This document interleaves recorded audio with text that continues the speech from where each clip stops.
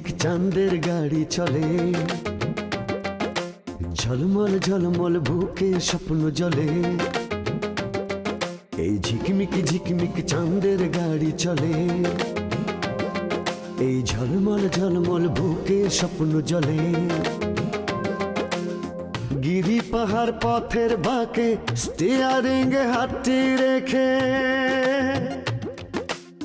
মনের মধ্যে সুখ সুখ সুখ সুখ একটি মেয়ে কথা বলে। এই ঝিকমিক ঝিকমিক চাঁদের গাড়ি চলে,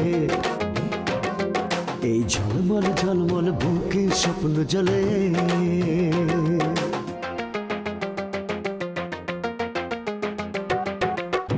দুঃখ সুখের ভাবের বাজার, নানান রঙের খেলা, স্বার্থের কাছে হার মেনে কেউ হয়ে যায় একলা।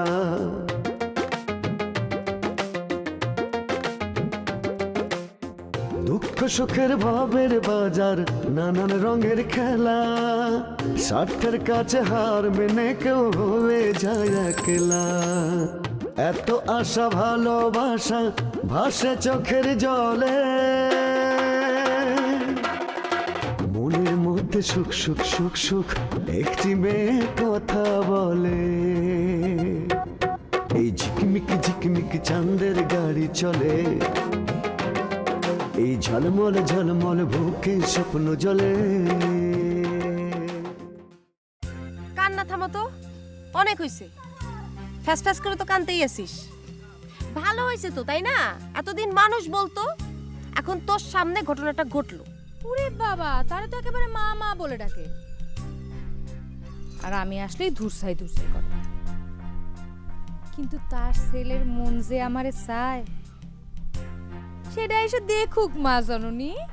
চাচা, তোমার ছেলে যে প্রকৃতির লোক, বুঝছো, তোমার এই বিয়া শাদীর মধ্যে আমি জড়িত আছি এটা যদি জানতে পারে, তাহলে তো আমার একেবারে পেদা নিত, বুঝছো না?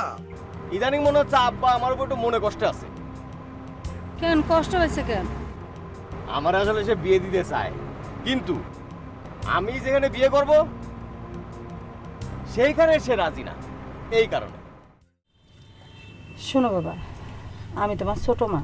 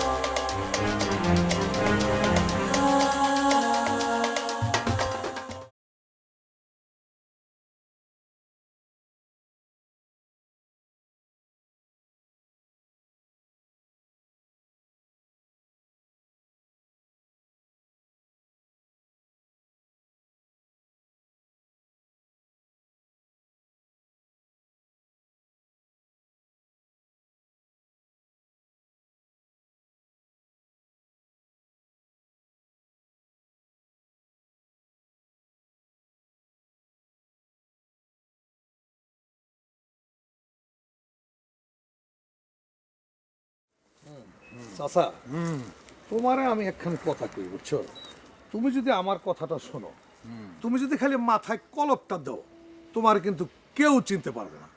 শোনো, একটা কথা বলি, মানুষের জীবনে যদি সঙ্গী না থাকে, তাহলে মানুষ এমনি বুড়ো হয়ে যায়। আর তোমার সেই দিলবাহারের মা কবে মইরা গেছে, তারপর থেকে তুমি সারাটা জীবন একলা একলা কাটাই দিলে। তোমার তো এই অবস্থা হবে, এটাই স্বাভাবিক। শোন, তুই আমার সম্পর্কে কিছুই জানিস না, এই জন্য উল্টো পাল্টা কথা বলিস। তোর আমি খুলে কই, কও। এই যে কুষ্টিয়াতে আমার যখন সংসার ছিল, খুব একটা ভালো চলতো না। একদিন পদ্মার পাড়ে এই চান ব্যাপারীর সাথে দেখা, তার ছিল শুটকির ব্যবসা। আমারে কইল, যাইবা সুবর্ণচরে, আমার সাথে যদি যাও তাহলে সেখানে সারাদিন কাম করবা, টাকা পয়সা পাইবা, আরামসে থাকবা। তো আমি শুনে বললাম, আচ্ছা ঠিক আছে, আমার একটু সময় দাও। এরপর আমি আমার স্ত্রী আসিয়ারে বললাম যে চলো সুবর্ণা চলে যাই। তা আসিয়া চুপ করে রইল। আমার তো ত্রিভুবনে কেউ ছিল না। আসিয়ার তো বাপ ছিল, মা ছিল, বোন ছিল, ভাইরা ছিল। স্বামী বলেছে, অস্বীকার করেনি। চুপ করে আমার মুখের দিকে তাকায় থাকলো। স্বামীর কথা তো ফেলতে পারলো না, একটা কথারও জবাব দেয়নি। আমার হাত ধরে সুবর্ণা চরের সেই বজরাতে গিয়ে উঠলাম। যে দেখলাম, ওরে বাবা, এত বড় নৌকা, আর সেই নৌকার পেট এত বড় যে 200 লোক ধরে যাবে। সেই নৌকা চলা আরম্ভ করলো। পালে যখন হাওয়া লাগলো, তর তর করে চললো। 7 দিন 7 রাত পরে সুবর্ণ চরে গিয়ে উঠলাম।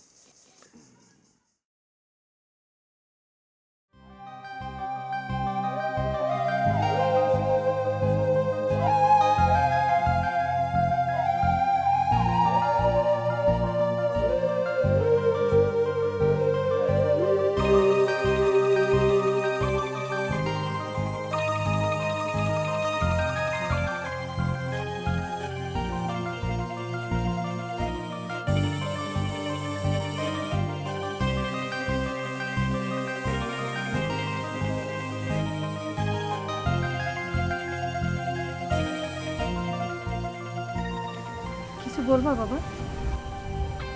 বলতে তো চাই অনেক কিছুই। কেবলমাত্র তো আসলাম, এখনই এত কিছু বলার দরকারটা কি বাবা?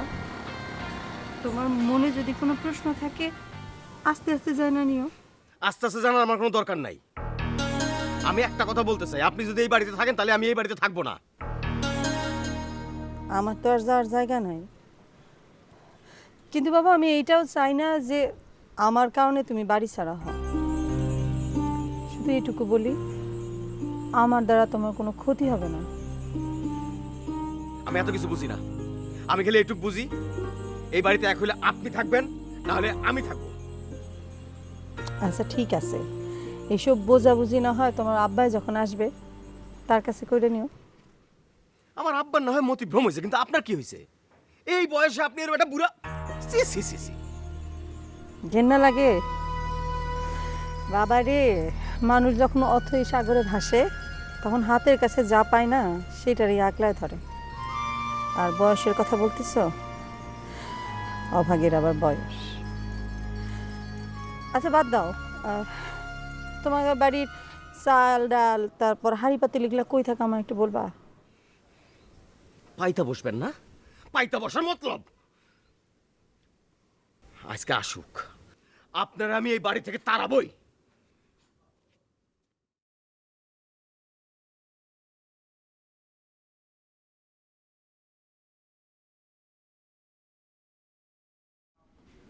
এইটা আবার আমারে কই নিয়ে আসলো আল্লাহ? আচ্ছা, আমার সাথে তোমার এত কিসের বিরোধ?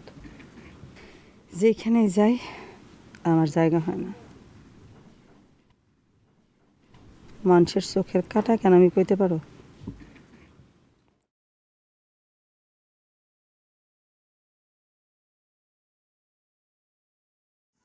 এত বড় জায়গা, সমুদ্র, চারদিকে খালি নোনা পানি। যেখানে গিয়ে উঠলাম সেটা ছোট্ট জায়গা, ছোট্ট একটা দ্বীপ। মানুষজন ছিল 10-12 জন, হাতে গুনলে এর বেশি হবে না। ওইখানে গিয়ে আসিয়ার বুক তো স্যাত করে উঠল। এরপরে কিছুদিন চলল, এই দেলবাহার তখন ওর পেটে, মুখের মধ্যে নূরের ঝলক। বুঝলাম ছেলে হবে। ছেলে তো হইল, কিন্তু আসিয়ারে বাঁচাতে পারলাম না। ওইটুকুন দিবে কোথায় ডাক্তার পাবো, কবিরাজ পাবো? আজ এত বছর পরে আমার মনে হয় সুবর্ণচরে আসিয়ারে নিয়ে গিয়ে আমি তাকে খুন করেছি।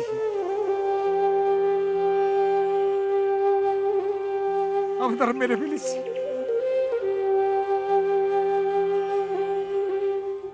চাচা, ওই সমস্ত কথা কইলে তো আর হবে না। উপরওয়ালার হুকুম হইলে তুমি তার কি করবা কও? তুমি তো আর তার ধরে রাখতে পারবা না। হ্যাঁ, সেই কথা চিন্তা করেই তো সান্ত্বনা পাই। সে বড়, অনেক বড়, তার উপরে তো কোনো কথা নাই, সে যা ইচ্ছা তাই করতে পারে। মানুষ হিসাবে মাঝে মাঝে মনে হয় যে আসিয়ার আমি সুবর্ণচরে কেন আনছিলাম, এনে এসে আমি তারা মেরে ফেলালাম। আজ এতদিন পর কি মনে হয় জানিস, ওই পারে আসিয়া আমার জন্য অপেক্ষা করতেছে। মুখোমুখি তো হতে হবি না? হাসরের ময়দানে দুইজনে মুখোমুখি হলে আমি তার কি জবাব দেব? শোনো, তুমি ওই সমস্ত পুরান কথা মনে কইরা যদি মন খারাপ করে থাকো, তাহলে ঘরে তোমার নতুন বউ, তার প্রতি তো তোমার অবিচার করা হবে। আমি তো এই বিয়ে করতে চাইনি রে বাবা। তুই আমার বুদ্ধি দিলি ঘরে একটা মা এলে ছেলে বিয়ে করবে, তোর বুদ্ধিতেই তো আমি এই বিয়েটা করলাম। শোনো চাচা, সব কথাই যে সব কাজেই যে সবসময় তোমার ইচ্ছা মতো হবে এমন তো কোনো কথা নাই। সেইটা ঠিক। উল্টাটাও তো হইতে পারে, কোনোটা ভালো হয় আবার কোনোটা খারাপ হয়, তাই না? ঠিক। চলো, মন খারাপ করে লাভ নেই, চলো এখন বাজারের দিকে যাই। চলো।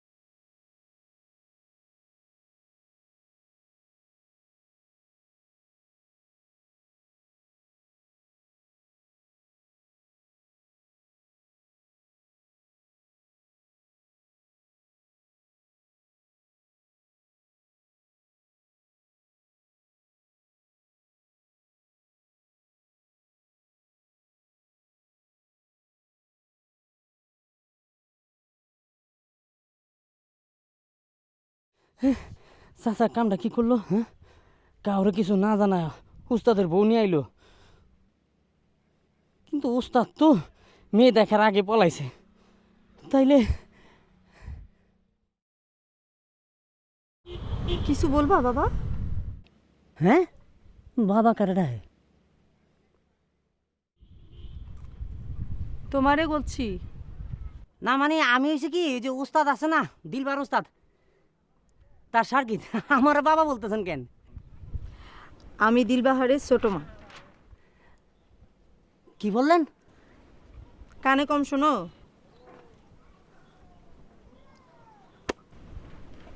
আরে কি হলো? এই, নাম কি তোমার? পাগল নাকি?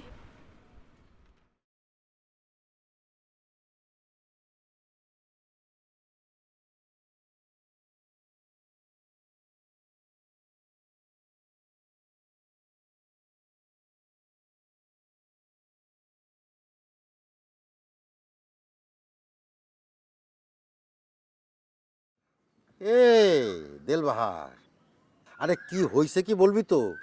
এত টেনশন কিসের? হবি ভাই, তোমরা এর একটা বিহিত করো। আচ্ছা কি হয়েছে সেটা বলবি তো আগে নাকি? এত বড় একটা ঘটনা ঘটে গেল আর তুমি কিছু শোনোনি? না, শুনেছি একটু একটু, কিন্তু তোমাদের মুখেতে না শোনা পর্যন্ত বিশ্বাস করে কি করে বলো? আচ্ছা ঘটনাটা ঘটলো কি করে, এত বড় একটা ঘটনা? হ্যাঁ বলো তো। আবার এই বয়সে এরকম একটা কাজ করাকে ঠিক হলো বলো? আমি মানুষের কাছে কি করে মুখ দেখাবো? না ধরো যে বিয়ে করার অধিকার তো সবারই আছে। এখন তোমার আব্বা যদি হুট করে বিয়ে করেই ফেলায়, এখন তো আইনত কিছু বলা যাচ্ছে না। এখন কথা হচ্ছে যে তোমার আব্বা যারা বিয়ে করেছে সে তোমার কি হচ্ছে সম্পর্কে? সে হচ্ছে আম্মা। এখন সেই আম্মারে যদি তুমি না থাকতে দাও তাহলে কি হবে? তুমি তো সমাজ আরো ছোট হয়ে যাবা, তোমার বদনাম হয়ে যাবে। আর আব্বা যে এই বয়সে এরকম একটা কাজ করলো, তার কোনো বদনাম হবে না? না, তা তো একটু হবেই, কিন্তু বয়স বেশি হলেই যে বিয়ে করা যাবে না এই কথা তোমার কে বললো? আর তোমার আব্বা তো মনে হয় তোমারই বিয়ে দিতে চেয়েছিল। তুমি বিয়ে করো নাই বলেই রাগ করে সে নিজে বিয়ে করে নিয়েছে। সি সি সি সি, আব্বার এই কাজের পরে একসঙ্গে ওই বাড়িতে থাকা যায়? হবি ভাই, আমার একেবারে স্পষ্ট কথা, ওই মহিলা যদি ওই বাড়িতে থাকে তাহলে আমি আমার পথ দেখবো। তুমি এখন বড় হইছো, অনেক টাকা পয়সা আয় রোজগার করতেছো, চাচারা তো তোমার এখন দরকার নেই। তুমি তো ইচ্ছে করলে ডিসিশন নিতেই পারো। তার ডিসিশনটা নেওয়ার আগে একটু ভাইবো। তুমি তো আর একদিনে এত বড় হও নাই, আর কামাই শুধু হও নাই। চাচাই তোমার একটু একটু করে বড় করেছে। জন্মের সময় তো মারে খাইছো, আর চাচা তোমার মুখের দিকে তাকায় বিয়ে করেনি। ইচ্ছা করলে আগে বিয়ে করতে পারতো না? কও পারতো কিনা? এগুলো একটু ভাইবে চিনতে তারপরে যে ডিসিশন নিয়ে নিও।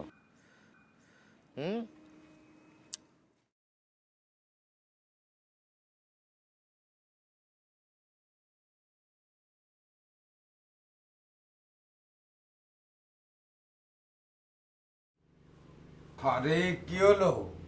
খাবারটা তাড়াতাড়ি নিয়ে আসো না।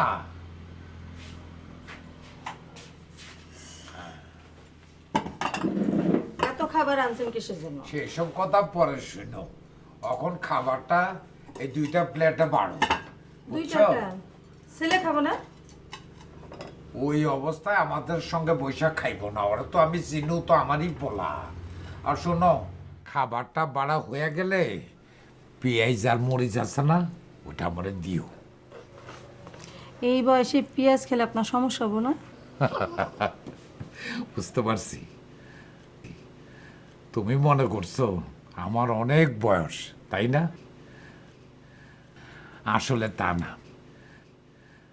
18 বছর বয়স থেকে আমার মাথার চুলে পাক ধরছে। মিছা কথা কম না, 40 থেকে 45 এখন যে অবস্থায় আছি, আমার দেখা মনে হয় 70, আসলে তা না।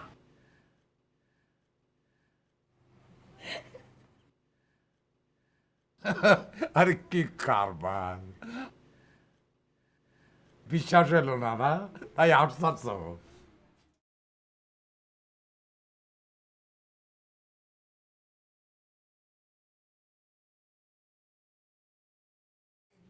আমি তো সব জানি না শুনেই আপনার সঙ্গে, আমার কাছে তো লুকানোর কিছু নাই। আমার দিকে তাকান। লুকানোর কিছু নাই, এটা সত্য কথা। আমার চোখের দিকে তাকান,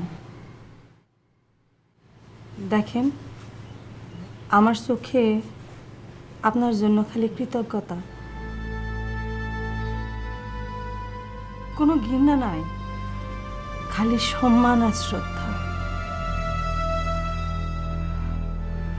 আর ভালোবাসা।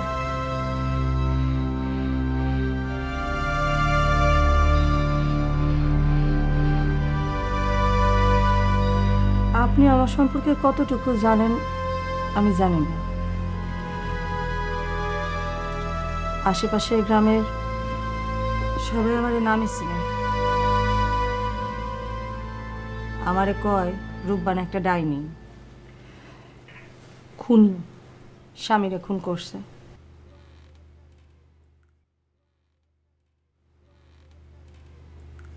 আজ থেকে 15 বছর আগের কথা।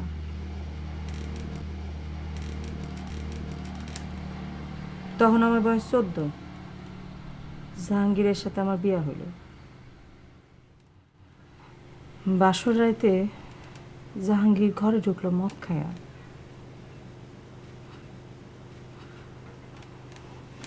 ভালোবাসার বদলে সেই রাত্রেই আমার মা বাপরে তুইলা শুরু করলো গালাগালি।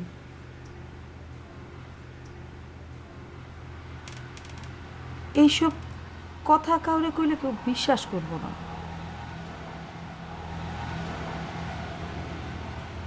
এরপর দিন যায়, রাত যায়, আমি তার একটু একটু করে চিনা শুরু করলাম।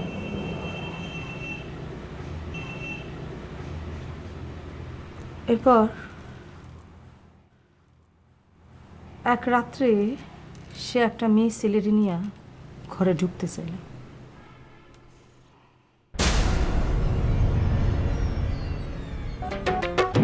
গাড়ির ইঞ্জিন বিকল হলে পথে পথারায়, আজ যে সুজন কাল কেন সে দূরে সরে যায়।